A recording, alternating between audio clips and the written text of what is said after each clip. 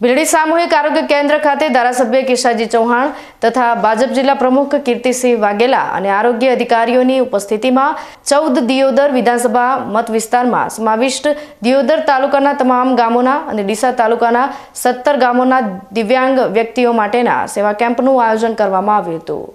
આયુષ્માન ભવ Ayushman Bharat health centre દિવ્યાંગ કેમ્પમાં આરોગ્યના વિવિધ વિભાગના નિષ્ણાતોની ઉપસ્થિતિમાં દિવ્યાંગતા પ્રમાણપત્ર એક જ જગ્યાએ મળી રહે તે હેતુસર સામૂહિક આરોગ્ય કેન્દ્ર ભીલડી ખાતે ગુરુવારના રોજ યોજાયેલ કેમ્પમાં 520થી વધુ દિવ્યાંગતા ધરાવતા દિવ્યાંગ ભાઈ બહેનોને દિવ્યાંગતા પ્રમાણપત્ર મળવાપાત્ર છે કે કેમ તે અંગેની કેટેગરી નક્કી કરી આગળની કાર્યવાહી કરવામાં આવી હતી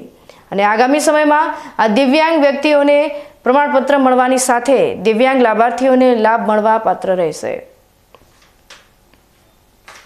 આ કેમ્પમાં કેશાજી ચૌહાણ ધારાસભ્ય દિયોદર, કીર્તિસિંહ વાઘેલા જિલ્લા પ્રમુખ ભાજપ, AK દેસાઈ PSI ભીલડી તેમજ પોલીસ સ્ટાફ તેમજ Deesa THO doctor PM Chaudhary, Deodar THO RM સ્વામી,